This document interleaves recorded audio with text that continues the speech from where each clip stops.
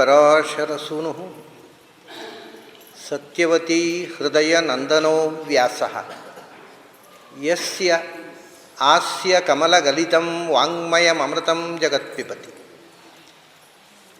ಭುಜಗ ಭೋಗಾಭಮುದ್ಯಮ್ಯ ಹೃದಯಂ ನಿಜಭುಜಂ ದಕ್ಷಿಣಂ ಲಕ್ಷಣಾಢ್ಯಂ ಲಲಿತಮುದ್ರಿಕ್ತ ವಿಜ್ಞಾನಮುದ್ರಂ ಭಜ ಭಜ ಅನಂತಮಿತ್ಯಾಲಪಂತಂ ಪ್ರಣತವಾನ್ ಪ್ರಾಣಿನಾಂ ಪ್ರಾಣಭೂತಂ ಪ್ರಣತಿಭಿಃ ಪ್ರೀಣಯೇ ಪೂರ್ಣಬೋಧಂ ಭವದವೋಷ್ಣೇನ ತಾತಪ್ಯಮಾನಾನ್ ಭುವಿ ಪರಂ ನಾಥಮಪ್ರೇಕ್ಷಮಾಣಾನ್ ಭುವನಮನ್ಯೇನ ಚ ಅನ್ಯೇನ ದೋಷ್ಣಾ ಭವತು ಭೀರ್ಮಾ ಇತಿ ನ ಸಾಂತ್ವಯಂತಂ ಪ್ರಣತವಾನ್ ಪ್ರಾಣಿನಾಂ ಪ್ರಾಣಭೂತಂ ಪ್ರಣತಿಭಿಃ ಪ್ರೀಣಯೇ ಪೂರ್ಣಬೋಧಂ ನಾರಾಯಣಂ ಸುರಗುರುಂ ಜಗದೇಕನಾಥಂ ಭಕ್ತಪ್ರಿಯಂ ಸಕಲಲೋಕನಮಸ್ಕೃತಂಚ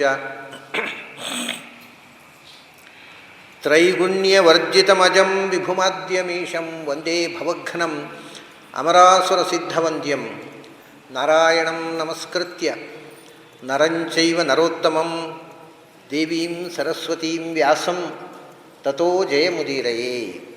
ನನ್ನ ಅಧ್ಯಾತ್ಮ ಬಂಧುಗಳೇ, ಕೃಷ್ಣ ನಮ್ಮ ಬದುಕಿನ ರೀತಿ, ಸಾತ್ವಿಕವಾದ ಬದುಕು ಹೇಗಿರಬೇಕು ಅನ್ನೋದನ್ನು ಒಂದು 4-5 ಶ್ಲೋಕಗಳಲ್ಲಿ ಹೇಳಿದೆ.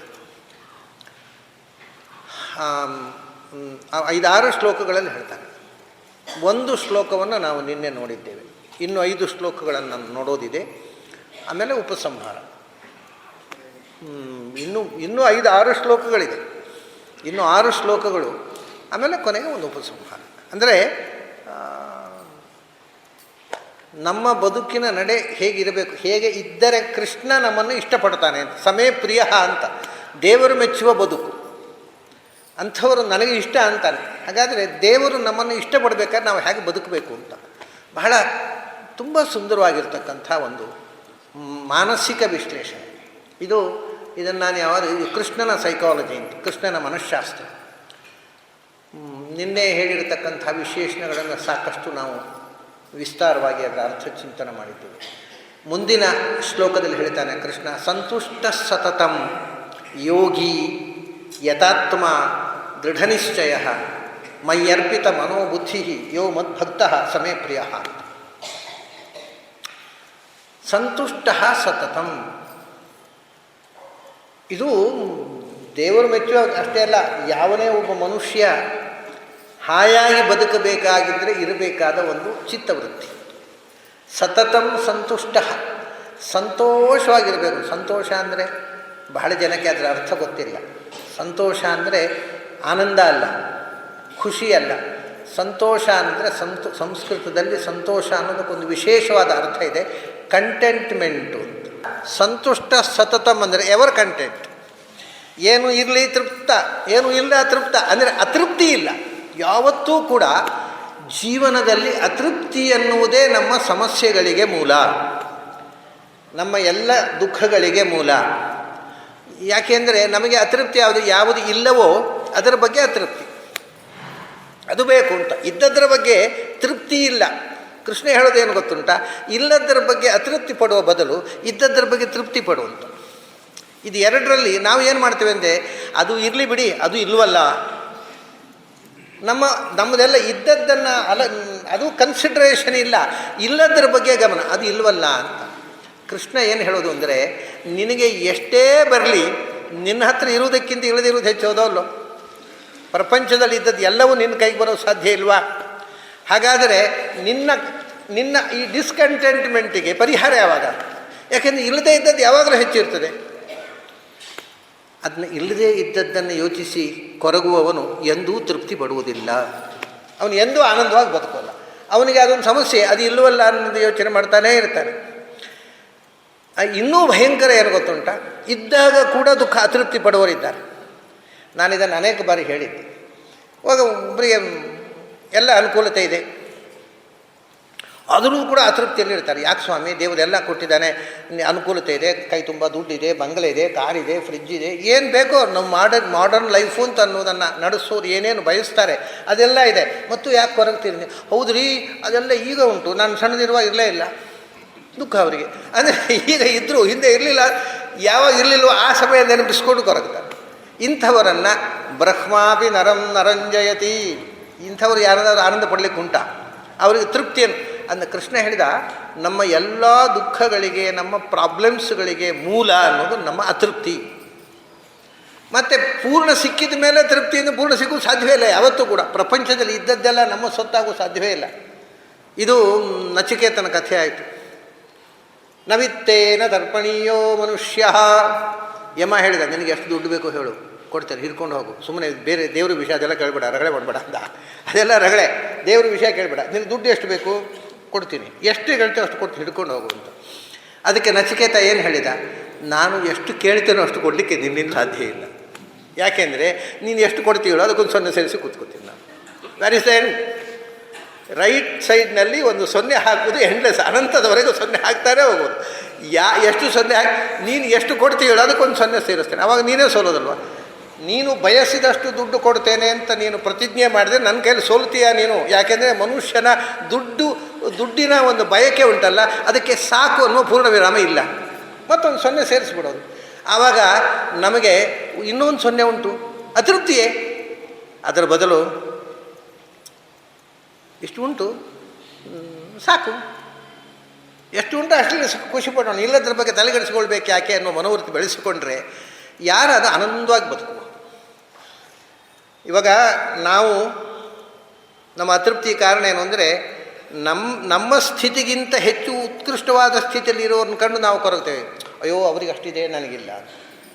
ಅದರ ಬದಲು ಪ್ರಶ್ನೆ ಹೇಳೋದು, ನಿನಕ್ಕಿಂತ ಕಮ್ಮಿ ಇರೋರಿಗೆ ನೋಡಿ ನೀನು ಅಯ್ಯೋ ಅವ್ರಿಗಿಂತ ಹೆಚ್ಚು ನನಗಿದೆ ಅಂತ ತೃಪ್ತಿ ಹಾಕ್ಬಿಡಬಾರ್ದು. ಅದನ್ನ ನೋಡುವ ದೃಷ್ಟಿ ಮೇಲೆ ನೋಡಿಬೇಡ, ಕೆಳಗೆ ನೋಡು. ಆಗ ನೀನು ಎಷ್ಟೋ ವಾಸಿ ಅಂತ ನಿನಗೆ ಅನ್ನಿಸುತ್ತೆ, ನನಗಿಂತ ಕಷ್ಟದಲ್ಲಿದ್ದಾರೆ ಜನ, ನನ್ನದೇನು ಮಹಾ, ನಾನು ಆನಂದವಾಗಿದ್ದೇನೆ. ಸೊ ಎಲ್ಲ ಸ್ಥಿತಿಯಲ್ಲಿ ಕೂಡ ಸಂತುಷ್ಟ ಸತತಂ, be ever content, be ever content. ಯಾವಾಗಲೂ ಕೂಡ ಸದಾ ತೃಪ್ತನಾಗಿರಲಿಕ್ಕೆ ಕಲಿ. ಏನು ಇದೆ ಅದರಲ್ಲಿ ತೃಪ್ತಿಪಡು. ಒಂದು ಏನು ಅಂದರೆ, ನಾವು ಈ ರೀತಿ ಬದುಕಿದರೆ ಇನ್ನೊಂದು ವಿಷಯ, ನಾವು ಏನು ಇದೆಯೋ ಅಷ್ಟರಲ್ಲೇ ನಾನು ತೃಪ್ತನಾಗ್ತೇನೆ, ಇಲ್ಲದನ್ನು ಬಯಸೋದಿಲ್ಲ ಅಂತ ತೃಪ್ತಿಯಿಂದ ಬದುಕಿದರೆ ಅವನಿಗೆ ಏನು ಬೇಕಾದರೂ ಸಿಗುತ್ತೆ. ಅವನಿಗೆ ಯಾವಾಗಲೂ ಅಷ್ಟೇ. ದುಡ್ಡಿನ ಬಗ್ಗೆ, ದುಡ್ಡು ನಾನು ಬೇಕು ಅಂತ ಬಯಸುವುದಿಲ್ಲ ಅಂತ ಯಾವಾಗ ಕೊಡ್ತೇನೆ ಆವಾಗ ದುಡ್ಡು ನನ್ನ ಹತ್ರ ಬರಲಿಕ್ಕೆ ಶುರುವಾಗತ್ತೆ. ದುಡ್ಡು ಬೇಕು ದುಡ್ಡು ಬೇಕು ದುಡ್ಡು ಬೇಕು ಅಂತಂದಾಗ ಕೈ ಕೊಡುತ್ತೆ. ಸೊ ಯಾವಾಗ ನಮಗೆ ಕಂಟೆಂಟ್ಮೆಂಟ್ ಬಂತೋ, ಸಾಕು ಅಂತ ಕಂಡಿತು ಅವು ಬರಲಿ. ಇದು ವಿಚಿತ್ರ, ಬೇಕು ಅಂತ ಕಂಡಾಗ ಬರೋಲ್ಲ, ಅದು ಸಾಕು ಅಂತ ಕಂಡಾಗ ಬರಲಿ ಶುರು. ಆದ್ದರಿಂದ ನಿನಗೆ ಬೇಕೋ ಮೊದಲು ಸಾಕು ಅನ್ನೋದನ್ನು ಕಲಿಯುತ್ತೆ. ಅದು ಬಹಳ ವಿಚಿತ್ರ ಪ್ರಕೃತಿಯಲ್ಲಿ ನಮ್ಮ ಎಲ್ಲ ಬಯಕೆ. ನಾನು ಒಮ್ಮೆ ಒಬ್ಬ ವ್ಯಕ್ತಿ ಅವರು ಒಂದು ಸಂಗತಿ ನನ್ನ ಹತ್ರ ಒಂದು ರಿಕ್ವೆಸ್ಟ್ ಮಾಡಿಕೊಂಡ್ರು. ಏನು ಅಂದರೆ, ನನ್ನ ಪ್ರತಿಭೆಗೆ ಯಾರೂ ಸನ್ಮಾನ ಪುರಸ್ಕಾರ ಮಾಡಲಿಲ್ಲ, ನಿಮಗೆ ಎಲ್ಲ ಗುರ್ತಾರ್ಥ ಇದೆ, ನೀವು ಯಾರಾದರೂ ಒಂದು ಸ್ವಾಮಿಗಳ ಹತ್ರ ಹೇಳಿ ಅಥವಾ ಯಾರಾದರೂ ಮಂತ್ರಿಗಳ ಹತ್ರ ಹೇಳಿ ನನಗೊಂದು ಸನ್ಮಾನ ಮಾಡಿಸಿ ಅಂತ ಹೇಳಿದರು. ಒಳ್ಳೆ ಕಲಾವಿದ. ವಿಷಯ ಏನು? ಅದಕ್ಕೆ ನಾನು ಏನು ಹೇಳಿದೆ, ನಿಮಗೆ ಯಾವತ್ತೂ ಸನ್ಮಾನ ಬೇಡ ಅಂತ ಕಾಣುತ್ತೋ ಆವತ್ತು ಮಾಡಿಸ್ತೀನಿ. ಈಗ ನಿಮಗೆ ಸನ್ಮಾನ ಬೇಕು ಅಂತ ಆಸೆ ಉಂಟಲ್ಲ, ನಿಮಗೆ ಸನ್ಮಾನ ಮಾಡುವ ಅಗತ್ಯ ಇಲ್ಲ. ಬೇಡ ಅಂತ ಕಂಡಾಗ ತನ್ನಷ್ಟಕ್ಕೆ ಸನ್ಮಾನಗಳು ಬರ್ತಾವೆ. ಬೇಕು ಅಂತ ಹಂಬಲಿಸಿದಾಗ ಆ ಕಡೆ ನಾವೇ ದುಡ್ಡು ಕೊಟ್ಟು ಮಾಡಿಸ್ಬೇಕಾಗತ್ತೆ. ಅದು ಸನ್ಮಾನ ಸಮಾರಂಭದ ಖರ್ಚು ಎಷ್ಟಾಯ್ತು ಹೇಳಿ ನಾನೇ ಕೊಡ್ತೇನೆ, ಅದು ಮಾನವತ್ವದ ಪ್ರಿಂಟ್ ಖರ್ಚು ಎಲ್ಲ ನಾನೇ ಕೊಡ್ತೇನೆ, ನಾನು ಕೊಟ್ಟದನ್ನು ಹೇಳಿಬೇಡಿ ಅಂತ ಮಾಡಿಸ್ಬೇಕಾಗತ್ತೆ. ಏನು ಉಪಯೋಗ? ಅದರಿಂದ ಕೃಷ್ಣ ಹೇಳ್ತಾನೆ, ಆನಂದವಾಗಿ ಆ ನೆಮ್ಮದಿಯಿಂದ ಬದುಕುವ ಒಂದು ದಾರಿ ಏನು ಗೊತ್ತುಂಟು? Be content with whatever you have. ಇನ್ನೂ ಬೇಕು ಅಂತ ಬಯಸದೆ ಏನಿದೆ ಅದನ್ನು ಎಂಜಾಯ್ ಮಾಡೋದ್ರಲ್ಲಿ ನಿಜವಾದ ಆನಂದ ಇರುವುದು. ಇರದೇ ಇದ್ದದ್ರ ಬಗ್ಗೆ ಕೊರಗ್ತಾ ಕೂತ್ರೆ ನೀನು ಜೀವನದಲ್ಲಿ ಎಂದೂ ಸುಖವಾಗಿ ಬದುಕೋದು ಸಾಧ್ಯ ಇಲ್ಲ, ಬರೇ ಕೊರಗೆ.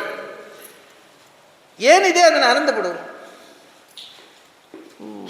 ಪಂಚಭಕ್ಷ ಪರಮಾನ್ನ ಇದ್ದಾಗ ಅದನ್ನು ಸವಿ, ಬರೇ ಗಂಜಿ ತಿಳಿ ಅದು ಸಂತೋಷ, ಅದು ಬರಲಿ ಆನಂದ. ಯಾಕೆಂದರೆ ಅದು ಒಂಥರ ರುಚಿಯಾಗಿರುತ್ತೆ. ಈಗ ಯಾವಾಗ ನೋಡೋದು ಅದು ರುಚಿಯನ್ನು? ಯಾವಾಗಲೂ ಪಂಚಭಕ್ಷವನ್ನು ತಿಂದು ತಿಂದು ತಿಂದು ಹೇಸಿ ಹೋಗುತ್ತೆ, ಕಡೆ ಒಂದು ದಿವಸ ಗಂಜಿ ಬೇಕು ಅಂತ ಅನಿಸ್ತು. ಅದರಿಂದ ಯಾವುದು ಸಿಕ್ಕತ್ತೆ ಅದನ್ನು ಎಂಜಾಯ್ ಮಾಡಿ, ಯಾವುದು ಸಿಗೋಲ್ಲ ಅದರ ಬಗ್ಗೆ ಕೊರಗಬೇಡ. ಇದು ಸಂತುಷ್ಟ ಸತತ ಅಂದರೆ ಇಟ್ಸ್ ಎ ಬ್ಯೂಟಿಫುಲ್ ಸೈಕಾಲಜಿ. ಅಧ್ಯಾತ್ಮ ಹೌದು, ಅದಕ್ಕಿಂತ ಹೆಚ್ಚು ನೆಮ್ಮದಿಯಿಂದ ಬದುಕಬೇಕಾದರೆ ಮನುಷ್ಯ ಮಾತ್ರನಿಗೆ ಇರಬೇಕಾದ ಒಂದು ಮನಸ್ಸಿನ ತರಬೇತಿ. ಸಂತುಷ್ಟ ಸತತಂ, ಯಾವಾಗಲೂ ತೃಪ್ತಿಯಿಂದ ಇರು. ತೃಪ್ತಿ ಹತ್ತಿರ ಬರಲಿಕ್ಕೆ ಬಿಡಬೇಡ.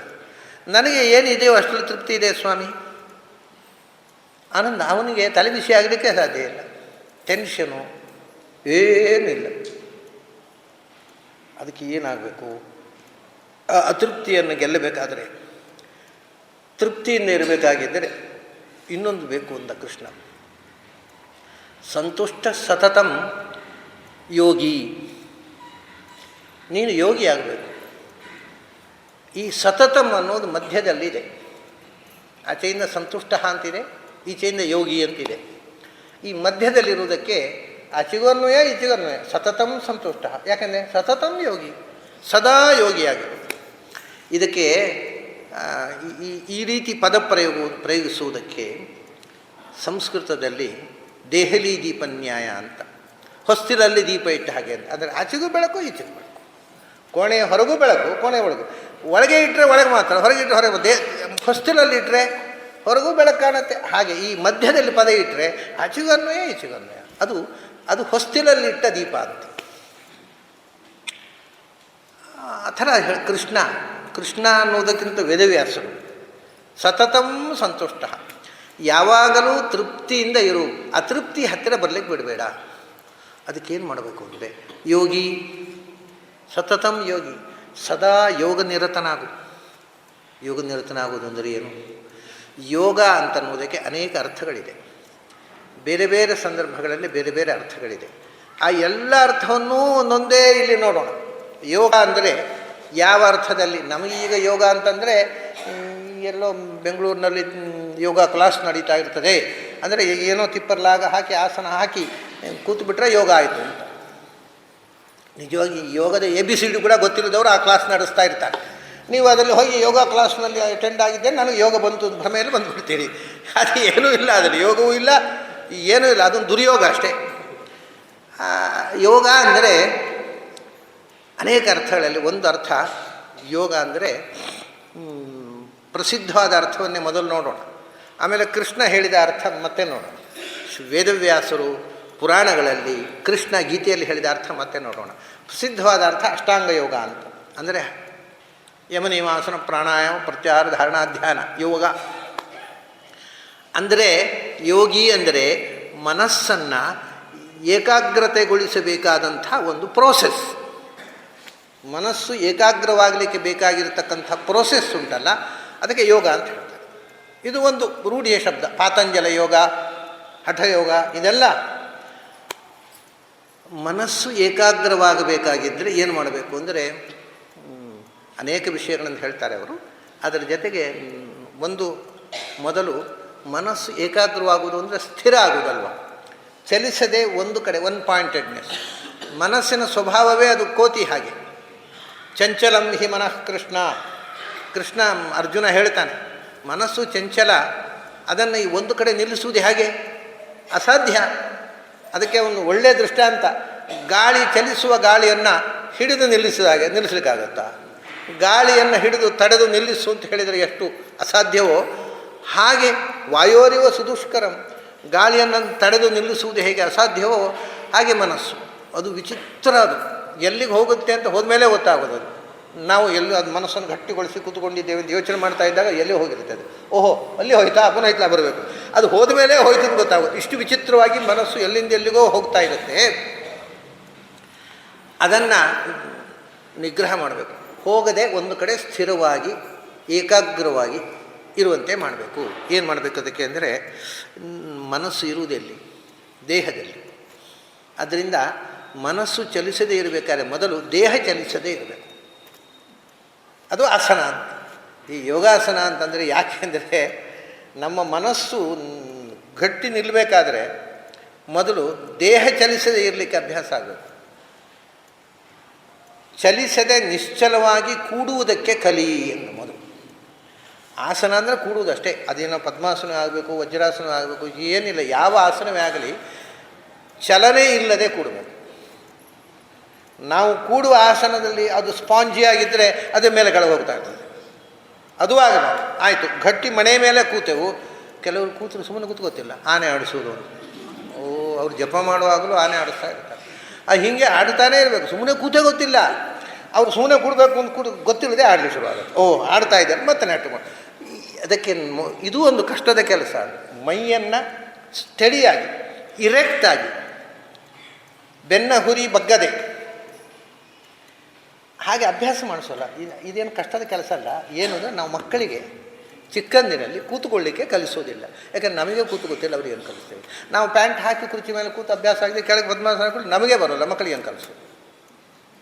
ಹಾಗಾಗಿ ಬೆನ್ನು ನೆಟ್ಟಗೆ ಮಾಡಿ ಚಲನಹೀನವಾಗಿ ಸ್ಥಿರವಾಗಿ ಕೂಡುವುದು ಆಸನ, ನಿಜವಾದ ಆಸನ. ಅಷ್ಟು ಕಲಿತರೆ ಸಾಕು. ನೀವು ಪದ್ಮಾಸನವೂ ಬೇಡ, ವಜ್ರಾಸನವೂ ಬೇಡ. ಚಲನ ಹೀಗೆ ಕಾಲು ಚಕ್ಕಳ ಮಕ್ಕಳ ಹಾಕಿ ಬೆನ್ನು ಬಗ್ಗಿಸದೆ ನೆಟ್ಟಗೆ ಇರೆಕ್ಟಾಗಿ ಸ್ಪೈನಲ್ ಕಾರ್ಡ್ ಬೆಂಡಾಗದಂತೆ ಕೂಡ್ಲಿಕ್ಕೆ ಕಲಿತರೆ ಸಾಕು. ಅದು ಯೋಗ. ಅಷ್ಟು ಕಲಿತರೆ ಸಾಕು. ಅಂದರೆ ಮೊದಲು ದೇಹ ಸ್ಥಿರ ಆಯಿತಾ. ಈಗ ಮನಸ್ಸು ದೇಹದಲ್ಲಿರೋದು. ಒಂದು ತಟ್ಟೆಯಲ್ಲಿ ಹಾಲಿದೆ, ಆ ತಟ್ಟೆಯನ್ನು ಹೀಗೆ ಹಂದಾಡಿಸ್ತಾ ಇದ್ರೆ ಹಾಲು ಹಂದಾಡೋಲ್ವ? ಹಾಗೆ ಮನಸ್ಸು ಹಂದಾಡದಿರಬೇಕಾದ್ರೆ ತಟ್ಟೆ ಹಂದಾಡಬಾರ್ದು. ಆಯಿತು, ತಟ್ಟೆ ಹಂದಾಡಬಾರ್ದು. ಗಟ್ಟಿಯಾಗಿ ತಟ್ಟೆಯನ್ನು ಟೇಬಲ್ ಮೇಲೆ ಇಟ್ಟೆವು. ತಟ್ಟೆ ಹಂದಾಡೋಲ್ಲ, ಆದರೂ ಹಾಲು ಹಂದಾಡುತ್ತೆ. ಯಾಕಂದ್ರೆ ಮೇಲೆ ಫ್ಯಾನ್ ಹಾಕಿದ್ದೇವೆ. ಫ್ಯಾನ್ ಬಂದು ಕೂಡ ತಟ್ಟೆ ಹಂದಾಡೋದಿಲ್ಲ, ಅದರೊಳಗೆ ನೀರು ಹಾಲು ಹಂದಾಡಲಿಕ್ಕೆ ಶುರುವಾಯಿತು. ಅದಕ್ಕೆ ಶ್ವಾಸ ನಿರೋಧ ಮಾಡಬೇಕು. ಒಳಗಿನ ಫ್ಯಾನು ತಿರುಗಬಾರ್ದು. ಮೊದಲು ದೇಹ ನಿರೋಧ, ಆಮೇಲೆ ಪ್ರಾಣಾಯಾಮ. ಆಸನ ಪ್ರಾಣಾಯಾಮ ಅಂದರೆ ಇದು. ಆವಾಗ ಅನ್ನಮಯ ಕೋಶ ಪ್ರಾಣಮಯ ಕೋಶ ಸ್ಥಿರ ಆಯಿತು, ಮನೋಮಯ ಕೋಶ ಸ್ಥಿರ. ಇಷ್ಟು ಮಾಡದೆ ಮನಸ್ಸು ಚಲಿಸದೇ ಇರುವುದು ಹೇಗೆ? ಅದು ಮನಸ್ಸು ಎಲ್ಲಿದೆಯೋ ಅದು ಚಲಿಸ್ತಾ ಇದ್ದರೆ ಮನಸ್ಸು ಚಲಿಸಬೇಕು. ನೋಡಿ, ಎಲ್ಲಿ ತನಕ ಅಂದರೆ ನೀವು ಗಮನಿಸಿ, ಒಬ್ಬ ಮನುಷ್ಯನಿಗೆ ತುಂಬ ತಲೆಯಲ್ಲಿ ಏನಾದರೂ ವಿಕ್ಷಿಪ್ತವಾದ ವಿಚಾರಗಳು ಬಂದರೆ ಅವನು ಕೂತಲ್ಲಿ ಕೂಡ್ಲಿಕ್ಕೆ ಆಗೋದಿಲ್ಲ. ಶತಪಥ ಹಾಕಲಿಕ್ಕೆ ಮಾಡ್ತಾನೆ. ಇಲ್ಲಿಂದ ಅಲ್ಲಿಗೆ, ಅಲ್ಲಿಂದ ಇಲ್ಲಿಗೆ. ಏನು ಗಲಾಟೆ ಮಾಡಬೇಡ, ನನ್ನ ತಲೆ ಬಿಸಿ ನನಗೆ ಅಂತಾನೆ ಓಡ್ತಾನೆ. ಅದು ಮಾತಾಡಲಿಕ್ಕೆ ಅವ್ರು ಯಾಕೆ ಓಡ್ತಾನೆ ಅಂದರೆ ಅದು ಮನಸ್ಸು ಮತ್ತು ದೇಹದ ಚಲನೆ ಒಟ್ಟೊಟ್ಟಿಗೆ. ದೇಹ ಚಲನೆ ಆದ ಕೂಡ ಮನಸ್ಸು ಚಲನೆ ಆದ ಕೂಡ ದೇಹವನ್ನು ಕೂತ್ಕೊಳ್ಳಿ ಬಿಡೋದಿಲ್ಲ ಅದು. ಆದ್ದರಿಂದ ಮನಸ್ಸು ಅಚಲ ಆಗಬೇಕಾಗಿದ್ದರೆ ದೇಹ ಅಚಲ ಆಗಬೇಕು ಮೊದಲು. ದೇಹ ಅಚಲ ಆದ ಮೇಲೆ ಮೇಲಿನಿಂದ ಫ್ಯಾನ್ ಹಾಕಿದಾಗೆ ಶ್ವಾಸೋಚ್ಛ್ವಾಸ ಇದ್ದರೆ ಪುನಃ ಮನಸ್ಸು ಚಲ ಆಗುತ್ತೆ. ಅದಕ್ಕೆ ಫ್ಯಾನ್ ಆಫ್ ಮಾಡಬೇಕು, ಅಂದರೆ ಪ್ರಾಣಾಯಾಮ ಮಾಡಬೇಕು. ಶ್ವಾಸವು ಪ್ರಾಣಮಯ ಕೋಶ ಅನ್ನಮಯ ಕೋಶ ಎರಡೂ ಅಚಲ ಆದಾಗ ಮನೋಮಯ ಕೋಶ ಆಮೇಲೂ ತಿರುಗುತ್ತೆ ಅದು. ಯಾಕೆಂದರೆ ನಾವು ಮೊದಲು ಹಂದಾಡಿಸಿ ಬಿಟ್ಟರೆ ಸುಮಾರು ಹೊತ್ತು ಹಂದಾಡ್ತಾ ಇರ್ತಾರೆ ಅವರು. ಫ್ಯಾನ್ ಹಾಕಿದ್ದನ್ನು ಆಫ್ ಮಾಡಿದ ಮೇಲೆ ಹಾಗೆ ನಾವು ಹಂದಾಡಿಸಿ ಆಗಿದೆ, ಅದು ಹೊಂದಾಡ್ತಾ ಇರ್ತದೆ. ಮತ್ತೆ ಅದು ನಿಲ್ಲಬೇಕು. ಅದು ಮನೋಮಯ ಕೋಶ ಮತ್ತೆ ಪ್ರಯತ್ನ ಮಾಡಬೇಕು. ಅದನ್ನ ಪ್ರಾಣಾಯಾಮ, ಆಸನ ಪ್ರಾಣಾಯಾಮ ಆದ ಮೇಲೆ ಆಮೇಲೆ ಅದು ಚಲಿಸದಂತೆ ಮತ್ತೆ ಟ್ರೈನಿಂಗ್ ಕೊಡಬೇಕು. ಮೊದಲು ಟ್ರೈನಿಂಗ್ ಕೊಟ್ಟರು ಉಪಯೋಗ ಇಲ್ಲ. ಯಾಕೆಂದರೆ ದೇಹ ಚಲಿಸ್ತಾ ಇದ್ದರೆ ಚಲಿಸ್ತದೇನೆ, ಆ ಶ್ವಾಸ ಚಲಿಸ್ತಾ ಇದ್ದರೆ ಇದು ಎಲ್ಲ ಸ್ಥಿರ ಆದ ಮೇಲೂ ಅದು ಚಲಿಸದೇ ಇರಬೇಕಾಗಿದ್ದರೆ ಮನಸ್ಸಿಗೆ ಚಲಿಸಬೇಡ, ಗಟ್ಟಿಯಾಗಿ ಕೂಡು. ನಾನು ಒಂದು ವಿಷಯ ಹೇಳ್ತೇನೆ, ಅದರಲ್ಲೇ ಕಾನ್ಸಂಟ್ರೇಷನ್ ತಗೋ, ಅದನ್ನು ಕಾನ್ಸಂಟ್ರೇಟ್ ಮಾಡಿ ಅದನ್ನು ಗ್ರಹಣ ಮಾಡು, ಎಲ್ಲೆಲ್ಲಿ ಹೋಗಬೇಡ ಅಂತ ಹೇಳಿ ಹೇಳಿ ಹೇಳಿ ಹೇಳಿ ಮನಸ್ಸನ್ನು ತರಬೇತಿ ಮಾಡಬೇಕು. ಯಾಕೆಂದರೆ ಮನಸ್ಸಿಗೆ ಸ್ವಂತ ತೀರ್ಮಾನ ಇಲ್ಲ. ನೋಡಿ, ನಾವು ಏನನ್ನು ಅದಕ್ಕೆ ಫೀಡ್ ಮಾಡ್ತೇವೆ, ಏನನ್ನು ತರಬೇತಿ ಮಾಡ್ತೇವೆ, ಅದನ್ನು ಅದು ಗ್ರಹಣ ಮಾಡುತ್ತೆ, ಅದನ್ನು ಇಷ್ಟಪಡುತ್ತೆ. ಮನಸ್ಸಿಗೆ ಅದರದ್ದೇ ಆದ ಚಾಯ್ಸು ಇಲ್ಲ, ಅದರದ್ದೇ ಆದ ಲೈಕಿಂಗೂ ಇಲ್ಲ. ನಾವು ಅದಕ್ಕೆ ಅಭ್ಯಾಸ ಮಾಡಿಸ್ಬೇಕು ಅಷ್ಟೇ. ಈ ಕೆಲವರು ಹೇಳೋದುಂಟು, ಮನಸ್ಸು ಒಳಗಿನಿಂದ ಏಕಾಗ್ರವಾಗಿ ಒಳಗೆ ಹೋಗು, ಹೊರಗೆಲ್ಲ ತಿರುಗಬೇಡ ಅಂತ ಹೇಳಿದರೆ ಮನಸ್ಸು ಕೇಳುವುದಿಲ್ಲ ಸ್ವಾಮಿ ಅಂತ. ಇದು ಎಷ್ಟು ಸುಳ್ಳು ಅಂದರೆ, ಮನಸ್ಸು ಕೇಳುವುದಿಲ್ಲ ಅಲ್ಲ, ನಾವು ಮನಸ್ಸಿಗೆ ಹೇಳುವುದೇ ಇಲ್ಲ. ಹಾಗೆ ಯಾಕೆ ಗೊತ್ತುಂಟ, ಅದು ನಾವು ಹೇಳಿದರೆ ಅದು ಮಾಡುತ್ತೆ. ಅದು ಯಾಕೆ ಮಾಡೋಲ್ಲ ಅಂದರೆ ನಾವು ಹೇಳಿದ್ರು ಮಾಡೋಲ್ಲ ಅಂತ ಹೇಳ್ತೇವೆ. ಇದು ಸುಳ್ಳು. ನಮಗೆ ಅಯ್ಯೋ ಮನಸ್ಸು ಒಳಗೆ ಕೂತ್ಕೊಂಡು ಬಿಟ್ಟರೆ ಕಡೆಗೆ ವ್ಯವಹಾರ ನಡೆಯದೇ ಇದ್ದರೆ, ಮನೆ ವಾಳ್ತೆ ವ್ಯವಹಾರ, ಅದನ್ನ ಬೇಡ, ಈಗ ಹೋಗೋದು ಬೇಡ, ಅದು ಮತ್ತೆ ನೋಡುವ, ರಿಟೈರ್ ಆದಮೇಲೆ ನೋಡುವ ಅಂತ ನಾವು ಮನಸ್ಸಿಗೆ ಒಳಗೆ ಹೋಗೋದು ಹೇಳೋದೇ ಇಲ್ಲ. ನಮ್ಮ ಸುಪ್ತ ಪ್ರಜ್ಞೆಯಲ್ಲಿ ಬೇಡ ಅನ್ನೋದು ಗಟ್ಟಿಯಾಗಿ ಕೂತ್ಬಿಟ್ಟಿದೆ. ಮನಸ್ಸು ಒಳಗೆ ಹೋಗಿ ಅಂತರ್ಮುಖ ಆಗಿಬಿಟ್ರೆ ಹೊರಗಿನ ಪ್ರಪಂಚದ ವ್ಯವಹಾರ ಹೇಗೆ ಮಾಡೋದು ನಾವು? ನಮಗೆ ಅದು ಮುಖ್ಯ. ಇವತ್ತು ವ್ಯಾವಹಾರಿಕವಾಗಿ ನಾವು ಮುಂದುವರಬೇಕು ಸ್ವಾಮಿ, ಪ್ರಾಣಾಯಾಮ ಮಾಡಿಯನ್ನು ಬೇಗ ಅಂತ ನಾವೇ ನಮ್ಮ ಮನಸ್ಸು ಏಕಾಗ್ರತೆಗೆ ವಿರುದ್ಧ ನಮ್ಮೊಳಗೆ ನಾವು ಬಂಡಾಯ ಎದ್ದಿರ್ತೇವೆ. ಹಾಗಾಗಿ ನಾವು ಮನಸ್ಸಿಗೆ ನಿಜವಾಗಿ ಸಿನ್ಸಿಯರಾಗಿ ಸಜೆಷನ್ ಕೊಡೋಲ್ಲ ಒಳಗೆ ಹೋಗು ಅಂತ. ಆದ್ದರಿಂದ ಅದು ನೀವು ಒಳಗೆ ಹೋಗಿ ಅಂತ ಗಟ್ಟಿಯಾಗಿ ಹೇಳಲಿಲ್ಲ, ನಾನು ಹೋಗಲಿಲ್ಲ. ನಿಜವಾಗಿ ಮನಃಪೂರ್ವಕವಾಗಿ ನಿಮ್ಮ ಮನಸ್ಸಿಗೆ ನೀವು ಸಜೆಷನ್ ಕೊಟ್ಟಿದ್ದೀರೋ ಒಳಗೆ ಹೋಗುವಂತ. ಇಲ್ಲಪ್ಪ, ನಮಗೆ ವ್ಯವಹಾರ ಬೇಕು, ಮನಸ್ಸು ಒಳಗೆ ಹೋದರೆ ಗಂಡಾಂತರ ಬೇಡ ಅಂತಲೇ ನಮಗಿತ್ತು. ಆದ್ದರಿಂದ ನಮ್ಮ ಇಷ್ಟ ಪ್ರಕಾರ ಒಳಗೆ ಹೋಗೋದಿಲ್ಲ. ಒಳಗೆ ಹೋಗುವಂತ ಯಾವ ಕ್ಷಣದಲ್ಲಿ ಮನಃಪೂರ್ವಕವಾಗಿ ನಾವು ಹೇಳ್ತೇವೋ ಅದರ ಉತ್ತರ ಕ್ಷಣದಲ್ಲಿ ಅದು ಒಳಗೆ ಹೋಗುತ್ತೆ. ಅದಕ್ಕೇನು ಹೊರಗಿರಬೇಕು ಅಂತ ಆಸೆ ಇಲ್ಲ, ನಮ್ಮ ಆಸೆಗೋಸ್ಕರ ಅದು ಹೊರಗೆ ತಿರುಗಾಡೋದು. ಆದ್ದರಿಂದ ಕೃಷ್ಣ ಹೇಳಿದ ಈ ಆಸನ ಪ್ರಾಣಾಯಾಮ ಮನಸ್ಸನ್ನು ಅಂತರ್ಮುಖಗೊಳಿಸು. ಅಂದರೆ ಒಂದು ರೀತಿಯಿಂದ ಯೋಗಿ ಅಂದರೆ ಬಿ ಆಲ್ವೇಸ್ ಇಂಟ್ರೋವರ್ಟ್. ಒಳಗಿಂದ ಚಿಂತನೆ ನಡೆಯಲಿ, ಎಕ್ಸ್ಟ್ರೋವರ್ಟ್ ಆಗಬೇಡ. ಇದು ಯೋಗಿ ಅನ್ನೋದರದ್ದು ಒಂದು ಪ್ರಚಲಿತವಾದಂಥ ಯೋಗಶಾಸ್ತ್ರದ ಪರಂಪರೆಯಲ್ಲಿ ಇವತ್ತು ಜನರಲ್ಲಾಗಿ ಮಾಡುವ ಅರ್ಥ ಇದು. ಅಂತರ್ಮುಖನಾಗು ಒಳಗಿನಿಂದ. ಯಾಕೆಂದರೆ ಎಲ್ಲ ಪ್ರಶ್ನೆಗಳಿಗೆ ಉತ್ತರ ಒಳಗೆ ಇದೆ. ನೀನು ಹೊರಗಿನಿಂದ ಹುಡುಕಿದ್ರೆ ಸಿಗೋಲ್ಲ. ನೀನು ಒಳಗೆ ಹುಡುಕಿದರೆ ಎಲ್ಲ ಪ್ರಾಬ್ಲಮ್ಸ್ಗಳಿಗೆ ಆನ್ಸರ್ ಇದೆ. ಅಲ್ಲಿ ಪ್ರಶ್ನೆಗಳಿರುವುದು ಒಳಗೆ, ಉತ್ತರ ಇರುವುದು ಒಳಗೆ. ಹೊರಗಿಂದ ಯಾಕೆ ಹುಡುಕ್ತೀನಿ ಅಂತ. ಇದು ಒಂದು ಕಥೆ ಇದೆ, ಜಾನಪದ ಕಥೆ, ತಮಿಳುನಾಡಿನಲ್ಲಿ ಬಹಳ ರೋಚಕವಾದ ಕಥೆ. ನಮ್ಮ ಕಥೆಯೂ ಅದೇ, ಎಲ್ಲರ ಸಾಧನೆಯ ಕಥೆ, ಸಾಧಕರೆಲ್ಲರೂ ತಿಳಿದುಕೊಳ್ಳಬೇಕಾದ ಕಥೆ. ಏನು ಅಂದರೆ, ಒಬ್ಬ ಹೆಣ್ಣುಮಗಳು, ಬಡವಳು,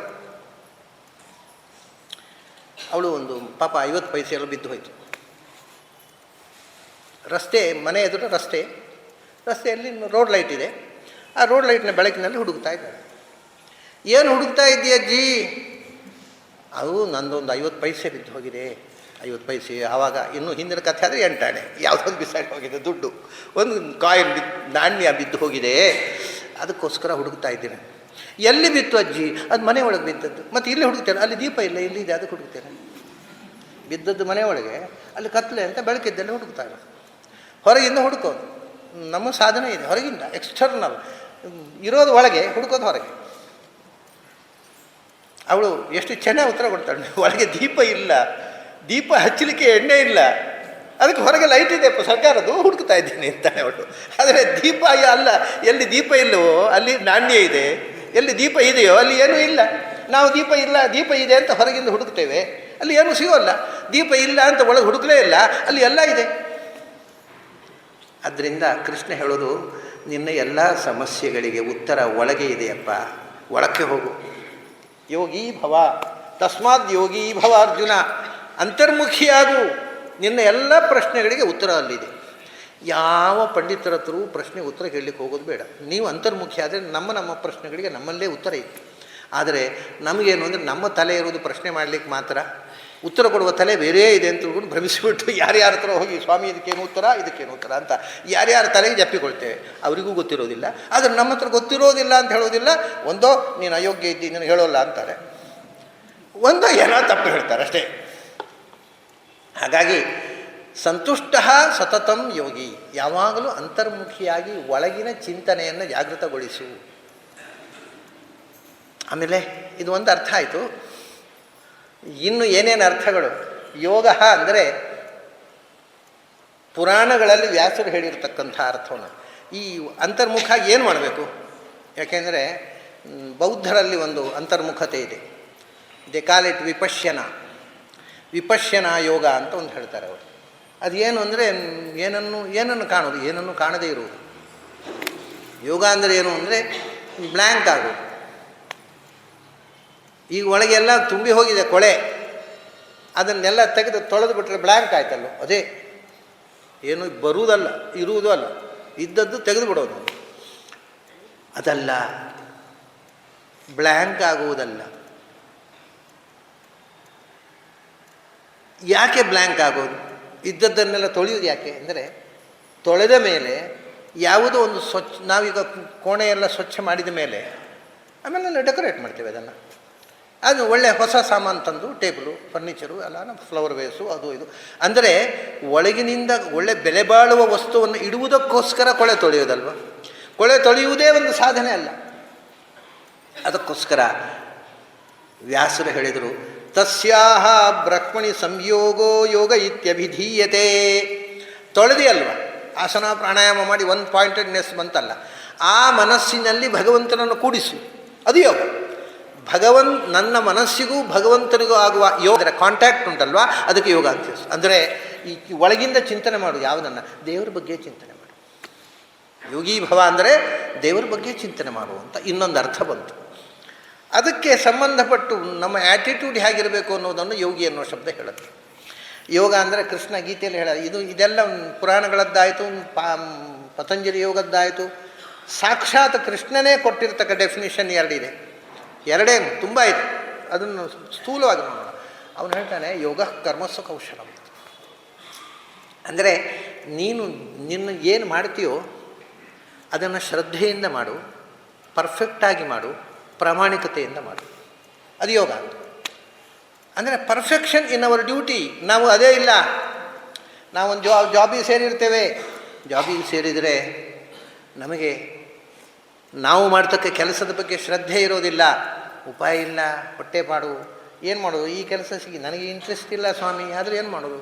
ಬದುಕಬೇಕಲ್ಲ, ಅದಕ್ಕೆ ಮಾಡ್ತಾ ಇದ್ದೇನೆ, ಪ್ರಾರಬ್ಧ ಕರ್ಮ ಅಂತ. ಅವನ ಕರ್ಮ ಡ್ಯೂಟಿ, ಒಂದು ಪ್ರಾರಬ್ಧ ಕರ್ಮ. ಒಂದು ಸುಮ್ಮನೆ ಹೇಗೋದು, ಮತ್ತೇನು ಮಾಡೋದು?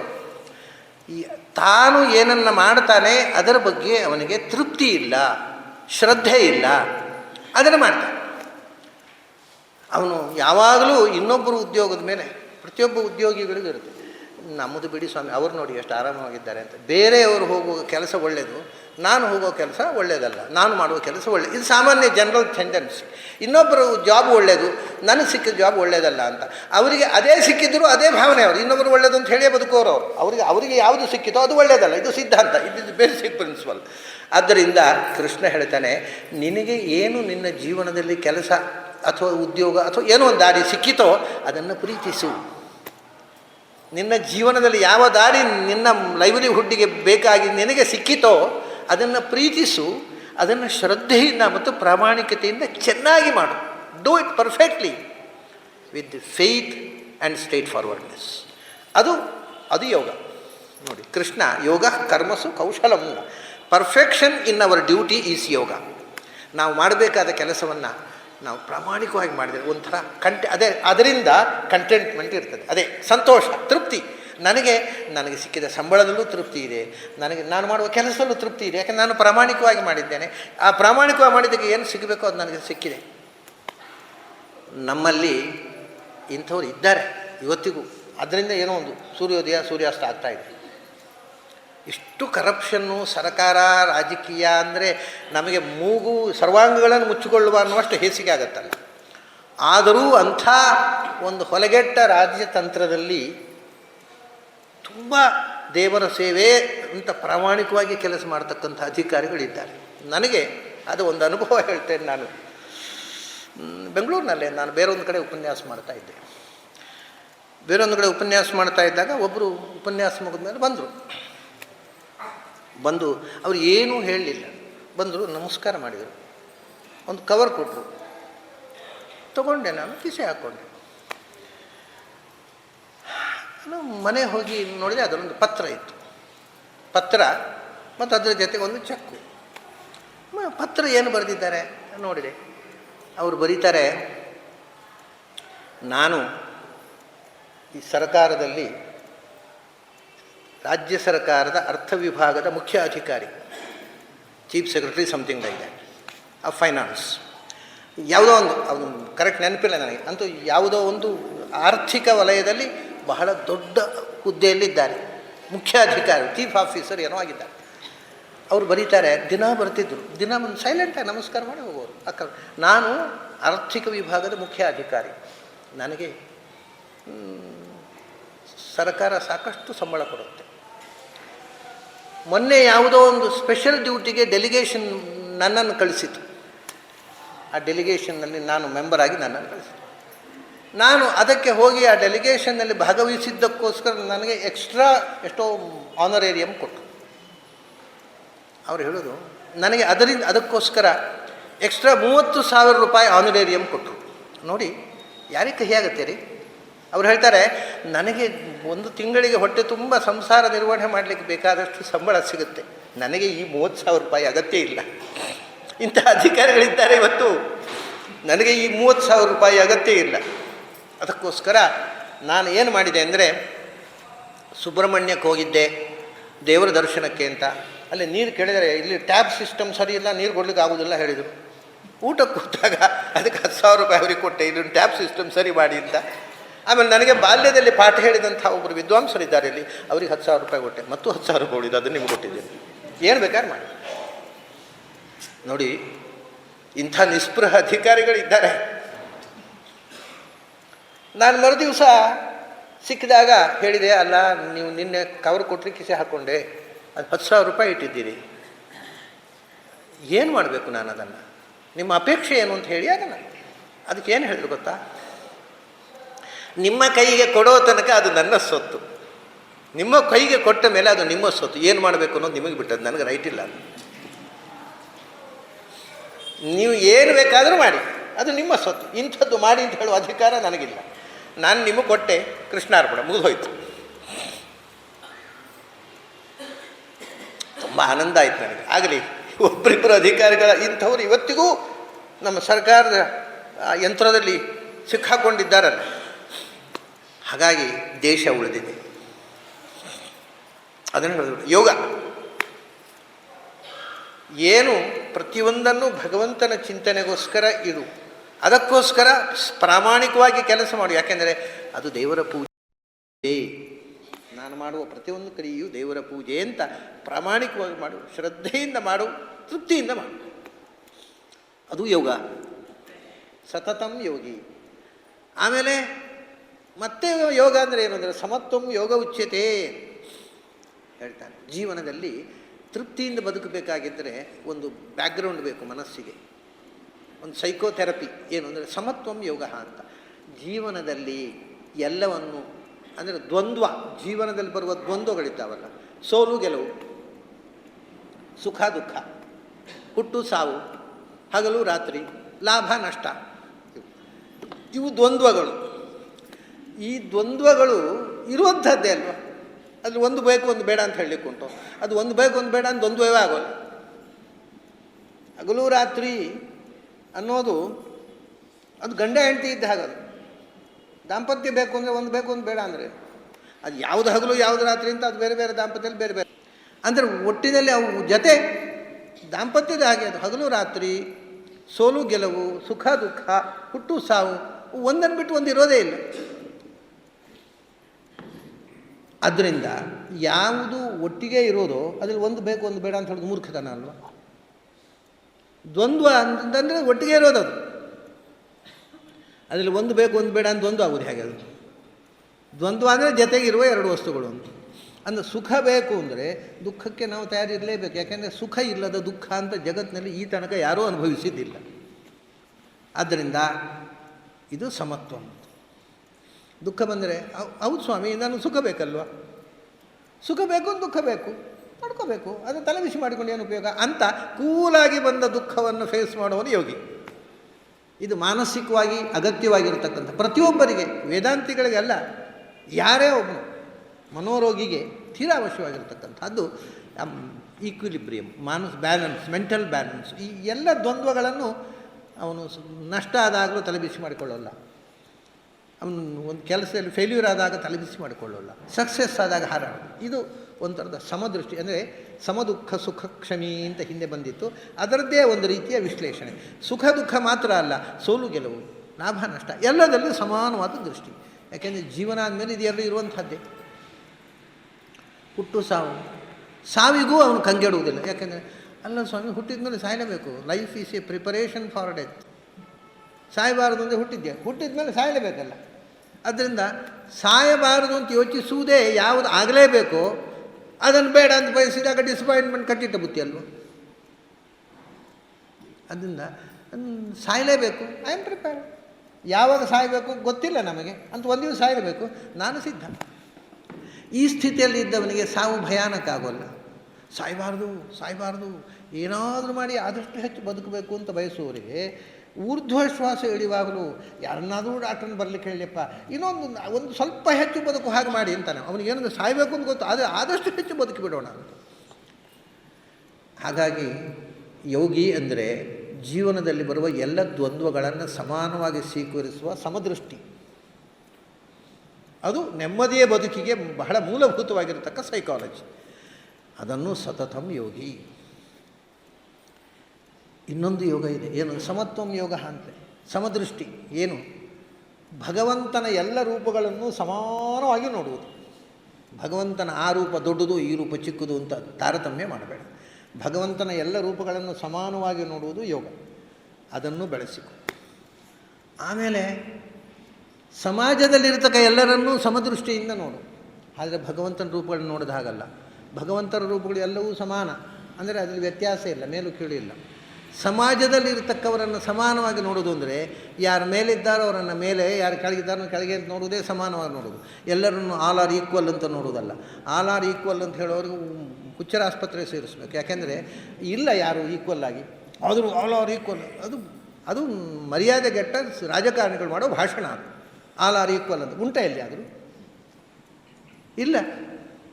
ಬರೇ ರಾಜಕಾರಣಿಗಳ ಭಾಷಣದಲ್ಲಿ ಆಲ್ ಆರ್ ಈಕ್ವಲ್ ಅಂತ. ಅಂದರೆ ನೋಡಿ, ಈ ದೇಶದಲ್ಲಿ ಹುಟ್ಟಿದ ಪ್ರತಿಯೊಬ್ಬನೂ ರಾಷ್ಟ್ರಪತಿ ಆಗಲಿಕ್ಕೆ ಯೋಗ್ಯ, ಆದರೆ ಆಗೋಲ್ಲ.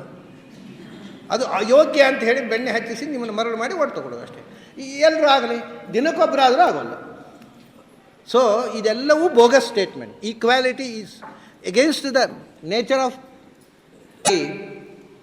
ಯೋಗಿ. ಅಂದರೆ ದೇವರನ್ನು ಎಲ್ಲ ರೂಪಗಳಲ್ಲೂ ಸಮಾನವಾಗಿ ನೋಡುವುದು. ಇಲ್ಲಿ ಯಾರು ಹೇಗೆ ಇದ್ದಾರೋ ಅವರನ್ನು ಹಾಗೆ ನೋಡೋದು. ಅಂದರೆ protocol, treating everybody according to their protocol. ಈಗ ಒಂದು ಮನೆಯಲ್ಲಿ ಯಜಮಾನನಾದವ ಎಲ್ಲರನ್ನೂ ಸಮಾನವಾಗಿ ಟ್ರೀಟ್ ಮಾಡಬೇಕು ಅಂದರೆ ಹೇಗೆ ರೀ? ಸಮಾನವಾಗಿ ಟ್ರೀಟ್ ಮಾಡೋದು ಅಂದರೆ ಮನೆಯಲ್ಲಿ ಮಕ್ಕಳು ಲೂಟಿ ಮಾಡೋದು ಅಂತ 2 ಬಾರಿಸೋದು. ಆಮೇಲೆ ಸಮಾನವಾಗಿ ಟ್ರೀಟ್ ಮಾಡಬೇಕು ಅಂತ ತಂದೆ ತಾಯಿಗೆ 2 ಬಾರಿಸ್ಬಿಡೋದು. ಎಲ್ಲರೂ ಸಮಾನವಾಗಿ ನೋಡಬೇಕು. ಮಕ್ಕಳನ್ನು ಒಂಥರ, ತಂದೆ ತಾಯಿಯನ್ನು ಒಂಥರ ನೋಡಬಾರ್ದು.